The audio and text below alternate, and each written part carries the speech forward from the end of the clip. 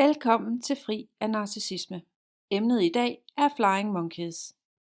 Flying Monkeys er en af de mere barske ting, du skal igennem efter en relation med en narcissist.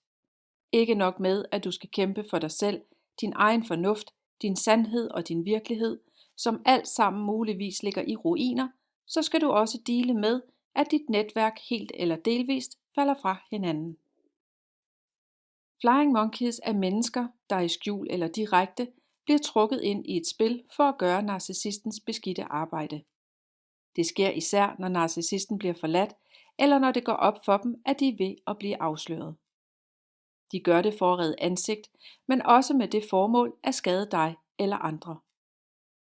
De kan mobilisere en hær af mennesker, der kan være med til at skade dit ry og rygte, og få dem selv ud på den anden side, på toppen som altid. Flying Monkeys kan trænes op af narcissisten til at gøre ting for dem. Ofte er de slet ikke bevidste om, at de bliver manipuleret, for også de, ligesom dig selv, er modtagelige for narcissistens charme, vindende væsen og offerrolle, som overdøver fornuft og faretegn. Træningen består i, for eksempel, at få dem til at spionere, så de forsynes med information om dig. Sladder er også et hit. Det kan virke uskyldigt, men hvis det spredes til mange i et større netværk, som arbejdspladsen, familien eller skolen, så kan det skade ret meget. Narcissisten kan også få folk til at kontakte dig, og på den måde tale til dig, eller give dig beskeder igennem andre. Det er især noget, der bruges, hvis du har været i stand til at opretholde absolut ingen kontakt.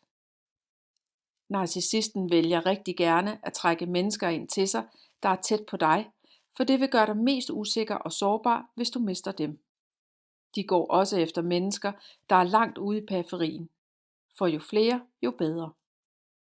Så snart de har disse menneskers opmærksomhed, starter deres grusomme manipulering. De fortæller forfærdelige ting om dig, måske endda ting, du fortroligt har delt, der på ingen måde bør komme ud i offentligheden. De er, som skrevet mange gange før, mesterlige i manipulation. Så en af deres metoder er først at gøre dem selv til offeret, så de vinder folks sympati og medfølelse, og dermed har deres fulde opmærksomhed, inden de så tvivl om din troværdighed, for at få så mange som muligt over på deres side. At fratage dig dit netværk svækker dig og ødelægger din mulighed for at finde styrke og støtte. Og til sidst fratager de dig din sandhed, ved at få alle til at tro, at det du har oplevet slet ikke er så slemt, og måske slet ikke er virkeligt. De vil måske endda vende det hele om og påstå, at det de har udsat dig for, i virkeligheden er noget du udsætter dem for. Det er barske sager at være offer for. Smædekampagne. Det kaldes også hadekampagne og forfølgelse, om man vil. Narcissister er eksperter i det, og de mennesker, hvis tillid de vinder, fylder de med løgne og manipulation for at skade deres offers omdømme gennem bagtagelse, hån, spredning af falske rygter og mobning. Desværre har den slags en tendens til at brede sig blandt flokke af mennesker ret hurtigt. Både fordi nogen synes, det er lidt spændende med sladder, men måske også fordi mange blot følger strømmen, og så er der en del, der mere eller mindre ubevidst er bange for at havne på den forkerte side af narcissisten, så de også ryger med som offer i deres smædekampagne. Det er for narcissisten som et spil skak. Deres brikker er bare levende mennesker, de bruger i deres spil for at vinde så mange som muligt over på deres side, i håb om at få dig skakmat. Skulle de træde på et par mennesker på vejen, har det ingen betydning for dem. Det, der betyder noget, er at gøre dig ondt. De fodres af det. En smædekampagne kan gøre stor skade på et menneske. Det rækker langt ind i ens liv og kan ødelægge familier, karriere og tilværelser. Nogle vælger helt at flygte ud af byen, få nyt arbejde og ny omgangskreds. Det er en voldsom barsk omgang at være udsat for. Bobble. Mange gange har jeg set, hvordan han udstiller og fortæller ting om andre, også intime ting. Jeg troede bare, han havde forandret sig og ikke ville gøre det samme med mig. Deres motivation er magt og følelsen af at sejre og bevare ansigt udadtil. Hvis de får dig sat i dårligt lys og får nogen over på deres side, så føler de, at de opnår de ting. De manipulerer på bedste vis for at overbevise for eksempel kollegaen om, at jo, det er da et godt stykke arbejde, der bliver gjort, men hvis I vidste, hvad jeg ved. Og her kommer så historierne, der fortæller på præcis den rigtige måde med præcis det rigtige ansigtsudtryk, så folk bliver overbevist om, at narcissisten taler sandt. De ved nøjagtigt, hvad de skal sige til hver enkelt i dit netværk for at så tvivl om dig. De kan være så grove, at de spiller på deres påtaget empati og måske sige, jeg har ikke lyst til at tale dårligt om hende. Hun var den bedste kæreste, jeg nogensinde har haft, men hun har virkelig noget at slås med. Den slags udtalelser falder mange mennesker for. De finder den første del af sætningen empatisk og hensynsfuld, men i virkeligheden er den stærkt manipulerende og åbner for, at resten af sætningen lander godt hos modtageren og får dem til at lytte, have forståelse for narcissisten og til sidst bakke op om dem. Man kan føle sig utrolig alene, hvis ikke man føler, at andre forstår det, man er blevet udsat for. Og det er præcis, hvad narcissisten ønsker, at du skal føle. Hvad kan du gøre? Forsøg, om du kan undgå at bruge tid på at forudse, hvem der vender dig ryggen. Man bliver fuldkommen skør af at forsøge at regne den ud. Man har rigeligt at tænke på i forvejen. Desuden, dem der rent faktisk står bag dig, fortjener ikke den mistillid, og men det er forståeligt, at du har den. Hold din kort tæt på kroppen. Det er vigtigt, du ikke taler med fætter hvem som helst. Tal kun om det her med dine få nærmeste, du har udvalgt. Det gør ondt, når folk ikke forstår, og det er der mange, der ikke gør. Og med rette, det her er ikke nemt at forstå. Om muligt, så prøv at bevare roen. Det er muligt at afskærme dig for det her så meget, at du kan koncentrere dig mere om dit eget healingsarbejde. En af de ting, narcissisten i øvrigt gerne vil, er at få dig ud over kanten, så du mister fatningen, og helst mens folk de ser på. Det vil styrke deres medkampagne. Efterhånden som du opdager, at mennesker tvivler på dig eller vender dig ryggen, så er det godt først at spørge dig selv, om disse mennesker betyder noget for dig. Hvis de gør, så tal med dem, men gør det uden at forklare og forsvare dig. Fortæl dem, at du er ked af, at de har skulle lægge øre til de ting, de har hørt, men at du håber, de vil huske på, hvem du er. Måske kan du sige, hey, du kender mig. Tænk lige over, om det, du har hørt, lyder som mig. Gør ikke det samme som narcissisten, når du dealer med alle de mennesker, der bliver involveret. Undgå at bruge øgenavne eller forsøge at overbevise nogen om noget, og forsøge at undgå vredesudbrud. Du skal være dig, og huske, at det menneske, du har foran dig, kunne lide dig, som du var fra begyndelsen. Det, de er blevet overbevist om, du er nu, er ikke sandt. Den person findes slet ikke. Så tal til dem som dig selv. Alle de andre, dem der ikke er meget vigtige for dig, behøver du slet ikke koncentrere dig om. Vi ved godt, at det er meget svært, især hvis du er tvungen til at omgås dem. Men her kan du med fordel lave en lille grey rock på dem, for at beskytte dig selv. Men det ændrer ikke på, at retfærdighedsfølelsen kan være voldsom.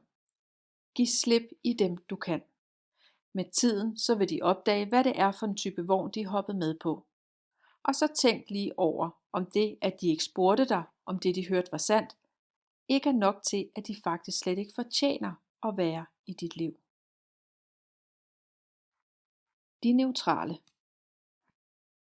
Du vil måske opleve, at mennesker i din omgangskreds siger, jeg vil være neutral og ven med jer begge to. Men overvej nøje, om det er mennesker, du ønsker skal være i din verden. Erfaring viser nemlig, at den konstellation er meget svær. For det første kan det give dig unødige bekymringer, da det kan være svært at slippe tanken om, at narcissisten har adgang til dem. Der er fare for, at der kan indsamles oplysninger om dig hos den neutrale ven, uden at de opdager det. Oplysninger, der kan bruges imod dig.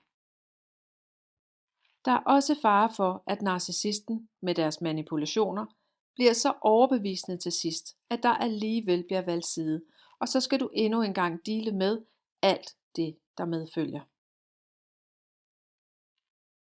En anden svær ting er at blive efterladt med en følelse af, at dem, der forsøger at være neutrale, ikke helt tror på, at det er så slemt, som du siger.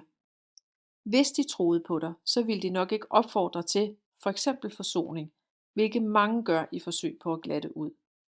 Men allerede her kan det føles for dig, som om at de neutrale allerede har valgt side. Med tiden vil nogen opdage, at det var en forkert vogn, de kørte med, da de valgte at tro på narcissistens smedekampagne.